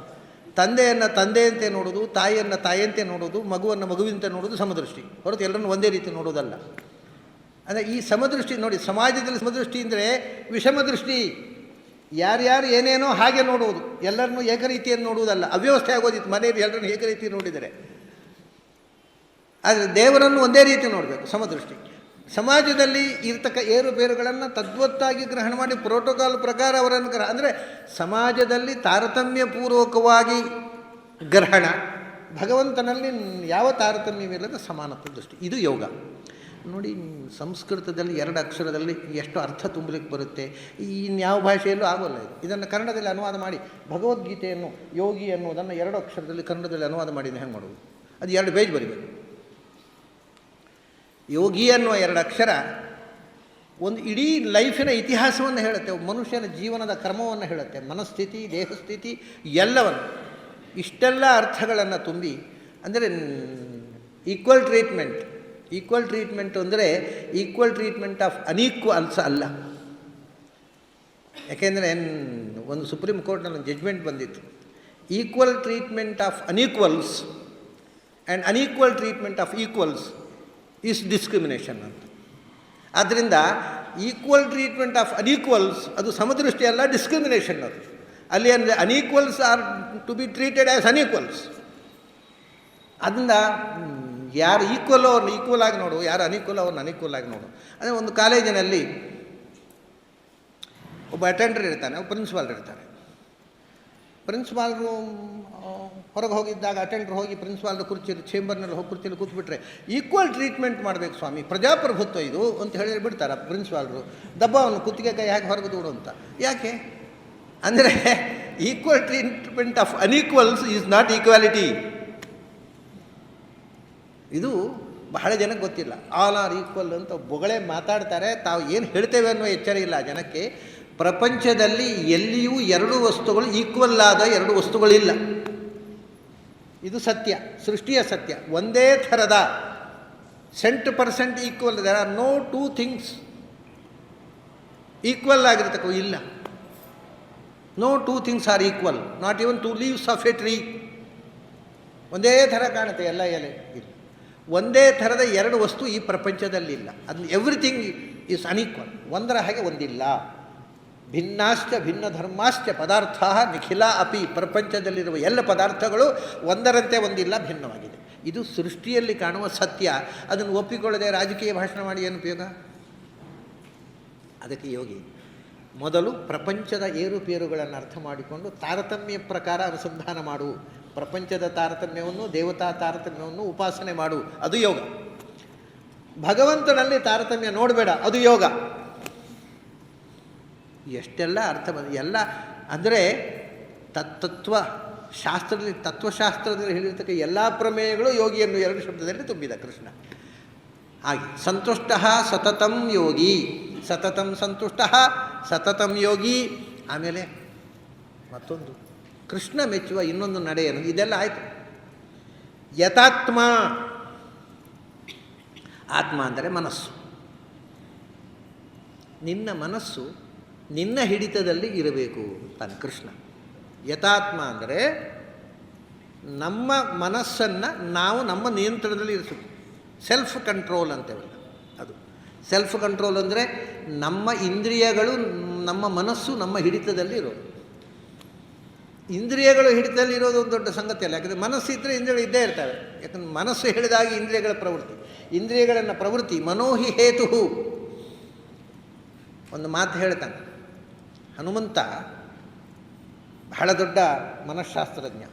ಅವನು ಹೇಳ್ತಾನೆ, ಅವನು ಲಂಕೆಗೆ ಹೋದ, ಸೀತೆಯನ್ನು ಹುಡುಕಲಿಕ್ಕೆ ಅಂತ ಹೋದ. ರಾವಣನ ಅಂತಃಪುರಕ್ಕೆ ಹೋದರೆ ಅಲ್ಲೆಲ್ಲ ಕಂಠಮಠ ಕುಡಿದು ಮೈ ಮೇಲಿನ ವಸ್ತ್ರ ಇದು ಇಲ್ಲವೋ ಎಚ್ಚರ ಇಲ್ಲದೆ ಹೆಣ್ಮಕ್ಳು ಬಿದ್ದುಕೊಂಡಿದ್ದಾರೆ. ಇವು ನೋಡಿದ ಬ್ರಹ್ಮಚಾರಿ, ಎಲ್ಲ ನೋಡಿದ ಕಡೆ. ಅಲ್ಲ, ಬ್ರಹ್ಮಚಾರಿಗಳು ನೋಡಬಾರ್ದನ್ನೆಲ್ಲ ನೋಡಿಬಿಟ್ಟೆ, ತಪ್ಪಾಯ್ತಲ್ವ ಅಂತ ತಪ್ಪಾಯ್ತು. ನನ್ನ ಪ್ರಶ್ನೆ ಬಂದೋಯ್ತು. ನಾನು ಇದನ್ನೆಲ್ಲ ನೋಡಬಾರ್ದಿತ್ತು. ಮೈ ಮರೆತು ಎಚ್ಚರ ತಪ್ಪಿ ಮಲಗಿದ್ದಾರೆ ಹೆಣ್ಮಕ್ಕಳು ಕುಡಿದು. ಅವರು ಮಲಗಿದ್ದು ಯಾಕೆ ಅಂದರೆ ಇಲ್ಲಿ ಯಾರೂ ಗಂಡಸರು ಬರೋಲ್ಲ ಅಂತ ಧೈರ್ಯವಾಗಿ ಮಲಗಿದ್ದಾರೆ. ನಾನು ನೀವು ಎಚ್ಚರ ಇಲ್ಲದೆ ಹೀಗೆ ಎಚ್ಚರ ತಪ್ಪಿ ಮಲಗಿದ್ದಾಗ ನಾನು ಬಂದು ನೋಡಿಬಿಟ್ಟೆ ಅಲ್ವ. ಬ್ರಹ್ಮಚಾರಿಗಳು ಮಾಡೋ ಕೆಲಸ ಅಲ್ಲ ಇದು. ನಾನು ಬ್ರಹ್ಮಚಾರಿಯಾಗಿ ಹೀಗೆ ಮಾಡಿಬಿಟ್ಟೆ ಅಲ್ವ. ಧರ್ಮಲೋಪೋ ಭವಿಷ್ಯತಿ, ನನ್ನ ಧರ್ಮನಾಶ ಆಯ್ತು, ಈಗ ಬ್ರಹ್ಮಚರ್ಯ ಲೋಪ ಆಯ್ತಲ್ಲ ಅಂತ ಆಮೇಲೆ ಅವನೇ ಪ್ರಶ್ನೆ ಒಳಗಿಂದ ಬಂತಲ್ಲ, ಅದಕ್ಕೆ ಅದು ಊರಿಗೆ ಹೋದ್ಮೇಲೆ ನಮ್ಮ ಪುರೋಹಿತರ ಕೇಳುವ ಅಂತ ಕೂತ್ಕೊಳ್ಳಿಲ್ಲ. ಅವನು ತನ್ನೊಳಗೆ ಆ ಪ್ರಶ್ನೆಗೆ ಉತ್ತರ ಹುಡುಕಿದ, ಉತ್ತರ ಸಿಕ್ತು ಅವನಿಗೆ. ಏನು ಹೇಳ್ತಾನೆ? ಇಲ್ಲ, ಧರ್ಮಲೋಪ ಆಗಲಿಲ್ಲ. ಯಾಕೆಂದರೆ ಮನೋಹಿ ಹೇತು ಸರ್ವೇಷಾಂ ಇಂದ್ರಿಯಾಣಾಂ ಪ್ರವರ್ತನೆ. ನೋಡುವುದು ಮುಖ್ಯ ಅಲ್ಲ, ಯಾವ ದೃಷ್ಟಿಯಿಂದ ನೋಡಿದೆವು ಅನ್ನೋದು ಮುಖ್ಯ ಆಗೋದು. ಅದರಿಂದ ಬ್ರಹ್ಮಚರ್ಯ ಇರುವುದು ಕಣ್ಣಿನಲ್ಲೆಲ್ಲ, ಮನಸ್ಸಿನಲ್ಲಿ. ಅವಳಿದ ನಾನು ಇಷ್ಟು ಹೆಣ್ಮಕ್ಕಳನ್ನು ನೋಡಿದೆ, ಅವರು ಎಚ್ಚರ ತಪ್ಪಿ ಮಲಗಿದ್ದಾರೆ. ಕೆಲವರ ಮೈ ಮೇಲೆ ಬಟ್ಟೆ ಇರಲಿಲ್ಲ ನಿಜ, ಆದರೆ ಯಾವತ್ತೂ ಕೂಡ ಯಾವ ಹೆಣ್ಣನ್ನು ನೋಡುವಾಗಲೂ ನನ್ನ ತಾಯಿ ಎಲ್ಲಿದ್ದಾಳೆ, ನನ್ನ ತಾಯಿ ಅಲ್ಲಿದ್ದಾಳೆ, ನನ್ನ ತಾಯಿ ಅಲ್ಲಿದ್ದಾಳೆ ಅಂತ ಅನ್ನೋದು ಬಿಟ್ಟು ಬೇರೆ ಭಾವದಿಂದ ನೋಡಿಲ್ಲ ನಾನು.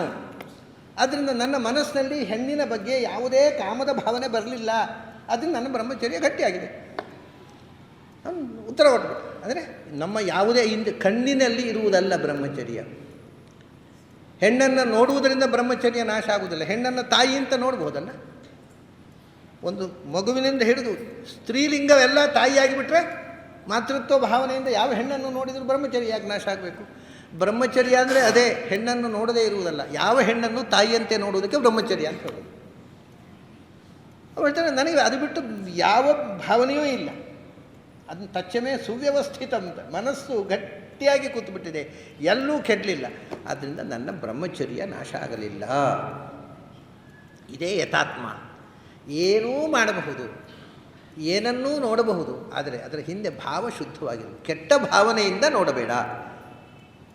ಎಲ್ಲ ಕ್ರಿಯೆ ಬರೇ ನೋಡುವುದು ಅಂತಲ್ಲ. ನನಗೆ ದೃಷ್ಟಾಂತ ಹನುಮಂತ ಅದಕ್ಕೆ ಒಂದು ಸೈಕಾಲಜಿ ಸಿದ್ಧಾಂತ ಕೊಟ್ಟ. ಒಳ್ಳೆಯ ಬ್ಯೂಟಿಫುಲ್ ಸೈಕಾಲಜಿ. ಅವನು ಮೊದಲು ಹೇಳ್ತಾನೆ, ಏನು ಸೀತೆಯನ್ನು ನೋಡ್ಲಿಕ್ಕೆ ಬಂದೆ, ನೋಡಬಾರದ್ದನ್ನೆಲ್ಲ ನೋಡಿಬಿಟ್ಟೆ, ನೋಡಬೇಕಾದ್ದು ನೋಡಲಿಕ್ಕೆ ಸಿಗಲಿಲ್ಲ ಅಂತ ಮೊದಲು ಪಶ್ಚಾತ್ತಾಪಪಟ್ಟು ಆಮೇಲೆ ಅಲ್ಲ ತಪ್ಪೇನು, ಅಲ್ಲಪ್ಪ ನೀನು ಸೀತೆಯನ್ನು ಹುಡುಕಲಿಕ್ಕೆ ಬಂದ ಹುಡುಗಿಯರನ್ನೆಲ್ಲ ಯಾಕೆ ನೋಡಿದೆ? ಮತ್ತು ಹುಡುಗಿಯರನ್ನು ನೋಡಿದೆ, ಸೀತೆಯನ್ನು ಹುಡುಕಲಿಕ್ಕೆ ಹುಡುಗರನ್ನು ನೋಡಬೇಕಾ? ಎಲ್ಲಿ ಸಿಗ್ತಾಳೆ? ಹುಡುಗರು ಇರುವಲ್ಲಿ ಮಾತ್ರ ಹೋಗ್ತೇನೆ ನಾನು, ಬ್ರಹ್ಮಚಾರಿಯಿಂದ ಸೀತೆ ಹೇಗೆ ಸಿಗಬೇಕು? ಸೀತೆಯನ್ನು ನೋಡ್ಬೇಕಾದ್ರೆ ಹುಡುಗಿಯರಿದ್ದಲ್ಲಿಗೆ ಹೋಗಬೇಕಲ್ಲ. ಅವನು ಲಾಜಿಕ್ ಮಾಡಿ ಗಮ್ಮತ್ತಿದೆ. ಅಲ್ಲ, ಸೀತೆಯನ್ನು ಹುಡುಕಬೇಕು ಅಂತ ಬರೀ ಹುಡುಗರಿದ್ದಲ್ಲಿ ಮಾತ್ರ ಹೋದರೆ ನಾನು ಬಂದದ್ದೇ ದಂಡ ಆಗುತ್ತೆ. ಹಾಗಾದರೆ ನನ್ನ ಕೆಲಸ ಆಗಬೇಕಾದ್ರೆ ಹುಡುಗಿಯರಿದ್ದಲ್ಲಿಗೆ ಹೋಗಬೇಕು ನಾನು. ಆದರೆ ಮನಸ್ಸು ಸ್ವಚ್ಛವಾಗಿದ್ದು ಸರಿ. ಹುಡುಗಿಯರ ಬಗ್ಗೆ ಕೆಟ್ಟ ಭಾವನೆ ಬಾರದು ಅಂದರೆ ಸರಿ ಆಗೋಯ್ತು. ಎಷ್ಟು ಸುಂದರ ಇದು. ಇದು ಹನುಮಂತನ ಸೈಕಾಲಜಿ. ಅದೇ ಯಥಾತ್ಮ ಅಂತಾನೆ ಕೃಷ್ಣ. ನಿನ್ನ ಮನಸ್ಸು ಗಟ್ಟಿಯಾಗಿರಲಿ, ಏನು ಮಾಡಿದರೂ ತೊಂದರೆ ಇಲ್ಲ. ಮನಸ್ಸು ನಿನ್ನ ನಿಯಂತ್ರಣದಲ್ಲಿದ್ದರೆ ಕಣ್ಣು ಕಿವಿ ಮೂಗಿನಿಂದ ಏನು ಅನ್ಯಾಯ ಆಗೋದು ಮನಸ್ಸಿನಿಂದ. ಕೆಟ್ಟ ಭಾವನೆ ಬಂತೋ ಅದು ಕಣ್ಣು ನೋಡಬೇಕಾಗಿಲ್ಲ. ಕಣ್ಣು ಮುಚ್ಚಿಕೊಂಡು ನಾನು ಬ್ರಹ್ಮಚಾರಿ, ಏನು ಮಾಡೋಣ, ಮದುವೆ ಆಗಲಿಲ್ಲ, ಒಂದು ಹುಡುಗಿ ಬಂದು ಈಗ ನನ್ನನ್ನು ಅಪ್ಪಿಕೊಂಡ್ರೆ ಆಗ್ತಿತ್ತು ಒಂದು ಕಣ್ಣು ಮುಚ್ಚಿ ಯೋಚನೆ ಮಾಡಿದರೆ ಬ್ರಹ್ಮಚಾರಿ ಹೋಗಲ್ವಾ? ಅದು ಕಣ್ಣಲ್ಲಿ ಯಾಕೆ ನೋಡಬೇಕು? ಅದನ್ನು ಬ್ರಹ್ಮಚರ್ಯ ಅನ್ನೋದು ಕಣ್ಣಿನಲ್ಲಿ ಇರೋದಲ್ಲ, ಮನಸ್ಸಿನಲ್ಲಿರೋದು. ಯಥಾತ್ಮ, ನಿನ್ನ ಮನಸ್ಸು ನಿನ್ನ ನಿಯಂತ್ರಣದಲ್ಲಿರಲಿ. ನೀನು ಯಾವುದನ್ನು ಬೇಡ ಅಂತ ಅನ್ನತೀಯೋ ಅದನ್ನು ಮನಸ್ಸು ಬಯಸಬಾರದು. ಇದು ಮನಸ್ಸಿಗೆ ಕೊಡಬೇಕಾದ ಇನ್ನೊಂದು ತರಬೇತಿ. ಆ ತರಬೇತಿ ಬರಬೇಕಾಗಿದ್ದರೆ ಇನ್ನೊಂದು ಸಂಗತಿ ಏನು? ದೃಢ ನಿಶ್ಚಯ ಅಂದರೆ ನಿನಗೆ ಕನ್ವಿಕ್ಷನ್ ಇಲ್ಲ ಅಂದರೆ ನಿನ್ನ ಮನಸ್ಸು ನೀನು ಹೇಳಿದಾಗ ಕೇಳೋಲ್ಲ. ಅದು ಎಲ್ಲೆಲ್ಲಿಗೂ ಹೋಗುತ್ತೆ. ಯಾಕೆಂದರೆ ಮೊದಲು ನೀನು ಸಾಗುವ ದಾರಿ ಉಂಟಲ್ಲ, ಈ ಅಧ್ಯಾತ್ಮದ ದಾರಿ, ಅದರ ಬಗ್ಗೆ ಖಚಿತವಾದ ಕನ್ವಿಕ್ಷನ್ ಬೇಕು ನಿನಗೆ. ಏನೋ ಅಧ್ಯಾತ್ಮದ ದಾರಿ ಅಂತ ಹೋಗ್ತಾ ಇದ್ದೇನೆ, ಅದು ಎಷ್ಟು ಉಪಯೋಗ ಆಗುತ್ತೋ, ಅದನ್ನು ಏನು ಸರಿಯೋ ತಪ್ಪೋ ಗೊತ್ತಿಲ್ಲ ಅಂತ ಅವನಿಗೆ ಒಳಗಿಂದ ಪ್ರಶ್ನೆ ಚಿಹ್ನೆ ಬಂದುಬಿಟ್ರೆ, ಮತ್ತು ಮನಸ್ಸು ಕನ್ವಿಕ್ಷನ್ ಕಳ್ಕೊಂಡ್ರೆ ಅದರಲ್ಲಿ ನಿಷ್ಠೆ ಇರೋದಿಲ್ಲ ಮನಸ್ಸಿಗೆ. ಆದ್ದರಿಂದ ನೀನು ಸಾಗುವ ದಾರಿಯಲ್ಲಿ ಅಚಲವಾದ ನಿರ್ಧಾರ ಬೇಕು. ಕನ್ವಿಕ್ಷನ್ ಅಂದರೆ ಅದು ಅನ್ಶೇಕಬಲ್. ಯಾರು ಹೇಳಿದರೂ ಕೂಡ ಕೆಲವರಿಗೆ ಸಾಧನೆ ಮಾಡ್ತಾರೆ, ಭಾರಿ 108 ಪ್ರದಕ್ಷಿಣೆ, ಇಂಥದ್ದೇ ಅಲ್ಲ ಸಾಧನೆ ಅಂದರೆ. ಬರೀ ಕಾಲು ನೋಯಿಸ್ಕೊಳ್ಳುವಂಥ ಕಾರ್ಯಕ್ರಮ, ಬೇರೆ ಏನೂ ಅಲ್ಲ. 108 ಪ್ರದಕ್ಷಿಣೆ, ಆಮೇಲೆ ಬಾಯಿ ನೋಯಿಸಿಕೊಳ್ಳುವಂಥದ್ದು ಏನೋ ಒಂದು 108 ಪಾರಾಯಣಗಳು ಎಲ್ಲ ಮಾಡ್ತಾರೆ. ಈ ಮೆಂಟಲ್ ಇನ್ವಾಲ್ವ್ಮೆಂಟ್ ಒಂದು ಬಗೆ ಇಲ್ಲ. ಸರಿ, ಇಷ್ಟೆಲ್ಲ ಮಾಡಿ ಅವ್ರು ಬಯಸಿದ್ದಾಗೋಲ್ಲ. ಹೇಳೋದು ಸುಮ್ಮನೆ ರೀ, ಈ ದೇವರು ದಿನರು ಎಲ್ಲ ಸುಮ್ಮನೆ, ನಾ ಇಷ್ಟು ಸುತ್ತು ಬಂದೆ, ಏನಾದರೂ ಆಯಿತಾ? ಕಡೆ ದೇವ್ರ ಮೇಲೆ ಆರೋಪ. ಅಂದರೆ ಅವರಿಗೆ ಕನ್ವಿಕ್ಷನ್ ಇಲ್ಲ. ಆಗುತ್ತೋ ನೋಡುವಂತ ಸುತ್ತು ಬಂದರು, ಆಗಲಿಲ್ಲ. ಆಮೇಲೆ ದೇವ್ರ ಉಪಯೋಗ ಇಲ್ಲರಿ. ನಾನು 108 ದಿವಸ 108 ಪ್ರದಕ್ಷಿಣೆ ಬಂದೆ, ಏನು ಮಾಡಿದೆ ನಿಮ್ಮ ದೇವರು? ಮಾಡಲಿಲ್ಲ, ಅದನ್ನು ಉಪಯೋಗ ಇಲ್ಲ, ಯಾವುದು ಉಪಯೋಗ ಇಲ್ಲ. ಇದು ಅಲ್ಲ ಸಾಧಕನಿಗೆ. ನಾನು ಮಾಡಿದ ಪ್ರತಿಯೊಂದರಲ್ಲಿಯೂ ನಾನು ಸೋತರೂ ನನಗೆ ದೇವರ ಮೇಲೆ ಇರತಕ್ಕಂಥ ಕನ್ವಿಕ್ಷನ್ ಹೋಗಬಾರ್ದು. ದೃಢ ನಿಶ್ಚಯ ಏನದು? ಹಾಗೆ ಕನ್ವಿಕ್ಷನ್ ಬರಲಿಕ್ಕೆ ಕಾರಣ ಅಂದರೆ ನನಗೆ ಕಷ್ಟ ಬಂದಾಗಲೂ ಕೂಡ ದೇವರು ಕಷ್ಟ ಕೊಟ್ಟ ಅನ್ನೋ ಭಾವನೆ ಬಂದರೆ ಅನ್ನೋ ನಿಮಗೆ ಹೀಗಾಗೋದು. ದೇವರು ನನಗೆ ಯಾವುದು ಅನ್ಯಾಯವಾಗದ್ದೋ ಆಗ ಕೊಡಬಾರದ್ದೋ ಅದನ್ನು ಕೊಡೋಲ್ಲ ಅನ್ನೋ ನಿಶ್ಚಯವೇ ದೃಢ ನಿಶ್ಚಯ. ಏನು ಒಂದು ಮಾತಿದೆ ಮಹಾಭಾರತದಲ್ಲಿ, ವ್ಯಾಸರು ಹೇಳಿದ್ದು, ಏವಮಪಿ ಅಶುಭಂ ಕರ್ಮ ನ ಭೂತಂ ನ ಭವಿಷ್ಯತಿ. ಜಗತ್ತಿನಲ್ಲಿ ಯಾವತ್ತೂ ಕೂಡ ಆಗಬಾರದ್ದು ಆಗಲಿಲ್ಲ, ಇನ್ನಾಗೋಲ್ಲ. ಯಾವುದು ಆಗಬೇಕು ಅದೇ ಆಗೋದು. ಅದರಿಂದ ಆಗಬಾರದ್ದು ಆಯಿತು ಅಂದರೆ ನಮಗೆ ಆಗಬಾರ್ದಾಯಿತು ಅಂತ ಅಷ್ಟೇ. ಜಗತ್ತಿಗೆ ನಮಗೆ ಆಗಬಾರದು ಅಂತಿತ್ತು, ಆಯಿತು ಅಂತ. ನಾವು ಜಗತ್ತಿನ ಆಗು ಹೋಗುಗಳಿಗೆ ಮಾನದಂಡ ಅಲ್ಲ, ಬೇರೊಂದು ಮಾನದಂಡ ಇದೆ. Universal mind will decide it. ಹಾಗಾಗಿ ಆಗಬಾರದ್ದು ಆಗೋಲ್ಲ, ನನಗೆ ಏನು ಆಗಬೇಕೋ ಅದು ಆಗ್ತಾಯಿದೆ. ದುಃಖ ಬಂದಾಗಲೂ ಈಗ ತಂದೆ ತಾಯಿ ಮಕ್ಕಳಿಗೆ ಶಿಕ್ಷೆ ಕೊಡ್ತಾರೆ. ತಾಯಿ, ನೀನು ಇವತ್ತು ಆ ಸ್ತೋತ್ರ ಬಾಯಿಪಾಠ ಕಲಿಯದೆ ನಿನಗೆ ಇವತ್ತು ಕಾಫಿ ಇಲ್ಲ, ಅದನ್ನು ಬೆಳಗಾತ ಆ ಸ್ತೋತ್ರ ಹೇಳಿದ ಮೇಲೆ ಕಾಫಿ ಅಂತ ಪಾಪ ಅದು ಒಂದು ತಾಸು ಉರು ಹೊಡೆದು ಆಗೋ ತನಕ ಸಂಕಟ ಆಗ್ತಾ ಇರುತ್ತೆ ತಾಯಿಯ ಹೊಟ್ಟೆಯಲ್ಲಿ. ಅಯ್ಯೋ ಮಗುವಿಗೆ ಉಪವಾಸ ಇದೆ, ಕೊಟ್ಟಿಲ್ಲ ಅಂತ ಸಂಕಟ ಪಡ್ತಾ ಇರ್ತಾರೆ. ಆದರೂ ಕೊಡೋಲ್ಲ, ಯಾಕೆಂದರೆ ಜಾಣ ಆಗಬೇಕು ಮಗು ಅನ್ನೋ ಆಸೆ.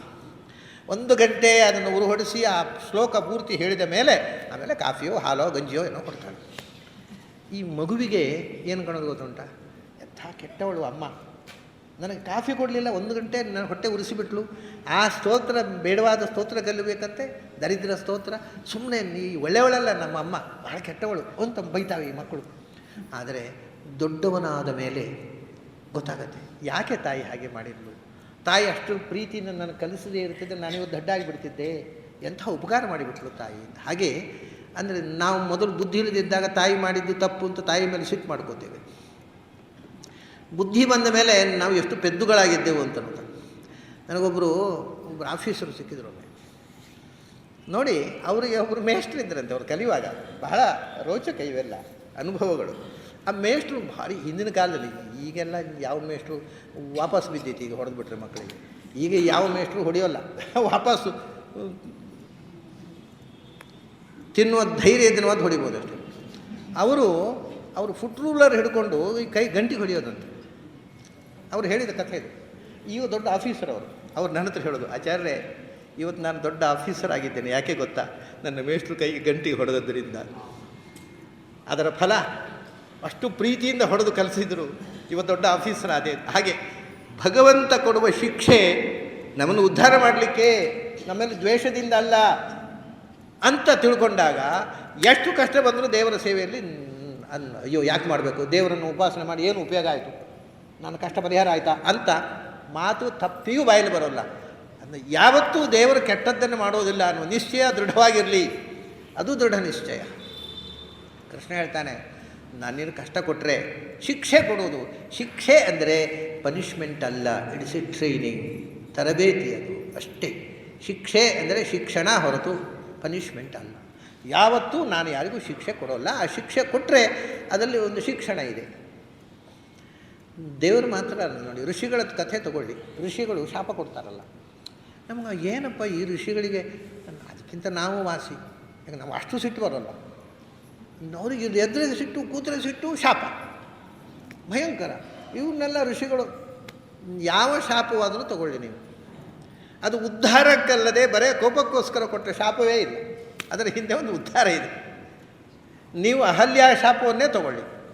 ಅಹಲ್ಯಗೆ ಶಾಪ ಕೊಟ್ಟರು, ಈ ಶಿಲೆಯಲ್ಲಿ ಯಾರ ಕಣ್ಣಿಗೂ ಕಾಣಿಸದೆ ಬಿದ್ದಿರುವುದು. ಹಾಗೆ ಬಿದ್ದದ್ರಿಂದ ಅಲ್ವಾ ಅಹಲ್ಯೆಗೆ ರಾಮಪಾದ ಸ್ಪರ್ಶ ಆದದ್ದು. ಭಗವಂತನ ಪಾದಸ್ಪರ್ಶ ಆಗುವ ವರ ಅದು. ಹೀಗೆ ಪ್ರತಿಯೊಂದು ಶಾಪದ ಹಿಂದೆ ಒಂದು ಉದ್ಧಾರದ ದೃಷ್ಟಿ ಇದೆ. ಬರೇ ಶಾಪ ಅಲ್ವೇ ಅಲ್ಲ, ಆ ಶಾಪ ಅದು ಪನಿಷ್ಮೆಂಟ್ ಅಲ್ಲ, ಅದು ಒಂದು ಟ್ರೈನಿಂಗು. ಅದರಿಂದ ತರಬೇತಿ ಹೊಂದಿ ಎತ್ತರಕ್ಕೇರುವ ಉದ್ಧಾರದ ಒಂದು ಸೂಚನೆ ಪ್ರತಿಯೊಂದು ಶಾಪದ ಹಿಂದೆ ಇದೆ. ಹಾಗೆ ಋಷಿಗಳು ಕೊಡುವ ಶಾಪದಲ್ಲಿದೆ, ಭಗವಂತ ಶಾಪ ಕೊಡ್ತಾನ ಅಥವಾ ಕೋಪ ಮಾಡ್ತಾನೆ? ಇಲ್ಲೇ ಇಲ್ಲ, ಅದು ಪ್ರೀತಿಯಿಂದ ಕೊಡ್ತಕ್ಕಂಥ ಶಿಕ್ಷೆ. ಅದರಿಂದ ದೃಢ ನಿಶ್ಚಯ ಬಂದಾಗ ಏನು ಬಂದರೂ ಯಾವ ಸಂದರ್ಭದಲ್ಲೂ ದೇವರ ಮೇಲೆ ದೇವರು ಯಾಕೆ ಹೀಗೆ ಮಾಡಿದ ಅಂತ ಪ್ರಶ್ನೆ ಬರೋಲ್ಲ. ಮತ್ತು ಕುಂತಿ ಹಾಗೆ ಆಗಿಬಿಡುತ್ತೆ, ಕಷ್ಟ ಕೊಡು ದೇವರೇ ಅಂತ ಕೇಳೋ ಸ್ಥಿತಿ ಬರುತ್ತೆ. ವಿಪದ ಸಂತು ನ ಶಾಶ್ವತ.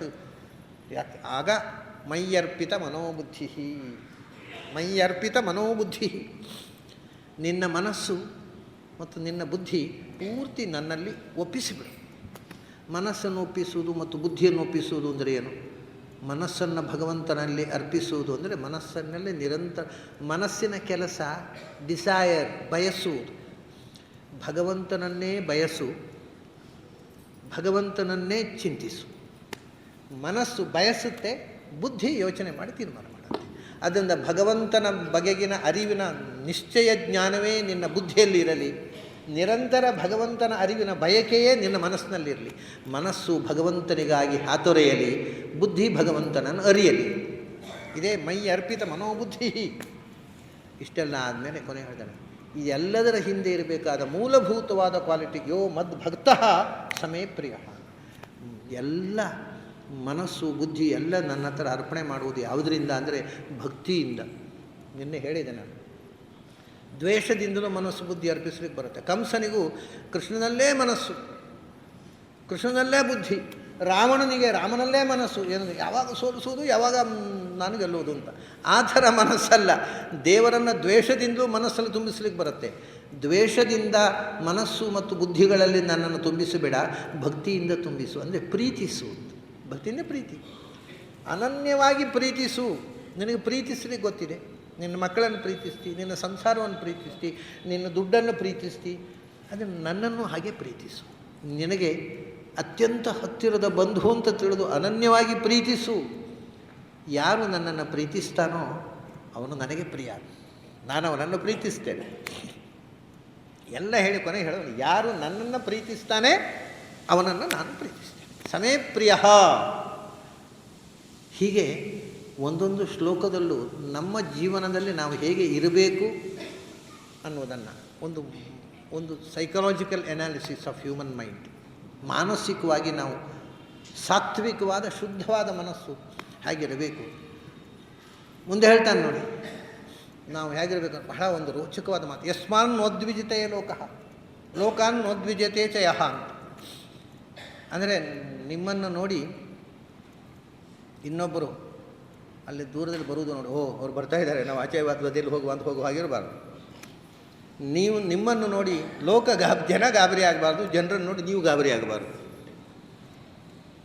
ಯಾಕೆಂದರೆ ಗಾಬರಿ ಆಗುವ ಸಂಗತಿಯೇ ಇಲ್ಲ ನಮ್ಮ ಹತ್ರ. ಮುಕ್ತ ತೆರೆದ ಬಾಗಿಲು.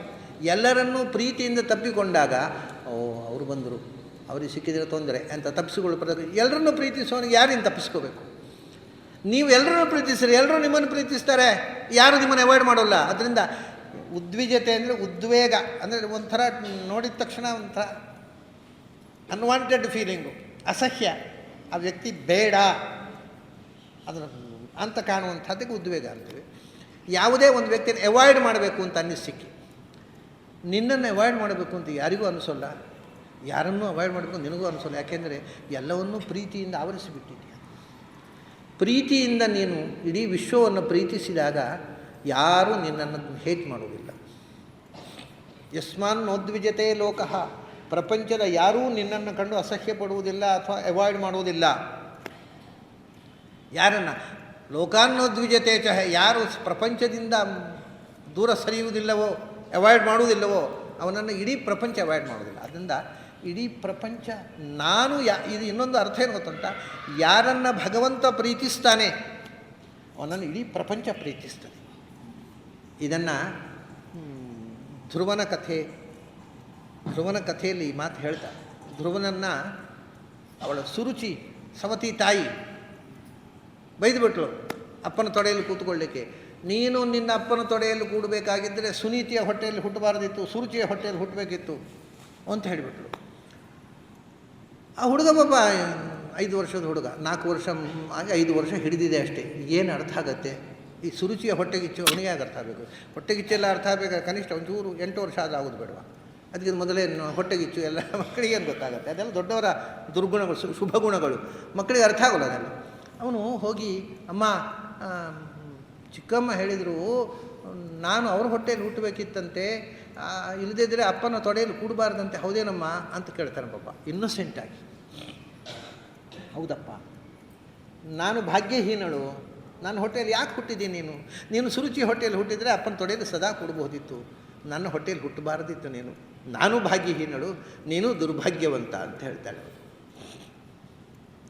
ಮತ್ತು ಹಾಗಾದ್ರೆ ಏನು ಮಾಡಬೇಕು ನಾನು? ಈಗ ಹುಟ್ಟಿ ಆಯ್ತಲ್ಲ ನಿನ್ನ ಹೊಟ್ಟೆಯಲ್ಲಿ, ಅಲ್ಲಿ ಏನು ಮಾಡಬೇಕು ನಾನು? ನಮಗೆ ಯಾರೂ ಕೇಳೋರಿಲ್ಲಪ್ಪ. ಈ ಮನೆಯಲ್ಲಿ ನಾವು ಸಸಾರಕ್ಕೊಳಗಾದವರು. ದೇವರು ಮಾತ್ರ ನಮ್ಮನ್ನು ಕೂಗನ್ನು ಕೇಳಬೇಕು. ದೇವರ ಹತ್ರ ಕೇಳು. 100ಕ್ಕೆ 100ರಷ್ಟು ನಂಬಿದ ಹೊರಟ ಹುಡುಗ. ಅಮ್ಮ ಹೇಳಿದ್ದಾಳೆ, ದೇವ್ರ ಹತ್ರ ಹೇಳಿದರೆ ಆಗತ್ತೆ ಅಂತ. ಅದು ಇಷ್ಟು ಇನ್ನೋಸೆಂಟ್ ಹುಡುಗ. ಅವರು ಹೋದ, ದೇವರನ್ನು ಕುರಿತು ಧ್ಯಾನ ಮಾಡಿದ. 6 ತಿಂಗಳಲ್ಲಿ ದೇವರನ್ನು ಕಂಡ ಕೂಡಲೇ ಆ ಹುಡುಗ ಕೇಳೋದೇನು ಗೊತ್ತುಂಟ? ಅಯ್ಯೋ ಏನು ಅಪ್ಪನ ತೊಡೆಯಲ್ಲಿ ಕೂಡಬೇಕು ನಾನು. ದೇವರು ಬಂದಾಗ ಏನು ಕೇಳಬೇಕು ಅಂತ ಗೊತ್ತಿಲ್ಲ ಪಾಪ ಮಗು, ನಾನು ಅಪ್ಪನ ತೊಡೆಯಲ್ಲಿ ಕೂಡಬೇಕು. ಅಪ್ಪನ ತೊಡೆಯಲ್ಲಿ ಅಷ್ಟೇ ಅಲ್ಲಪ್ಪ, ಯಾರೂ ಏರದೆ ಎತ್ತರಕ್ಕೆ ಏರ್ತೀಯ ನೀನು ಅಂತ ಹೇಳಿಬಿಟ್ಟ ಭಗವಂತ. ಬಂದ, ತಪಸ್ಸು ಮುಗಿಸಿ ಮರಳಿ ಬಂದ ಧ್ರುವ ಮರಳಿ ಬಂದಾಗ ಸುರುಚಿ ಕೂಡ ರಿಸೀವ್ ಮಾಡಲಿಕ್ಕೆ ಬಂದದಂತೆ.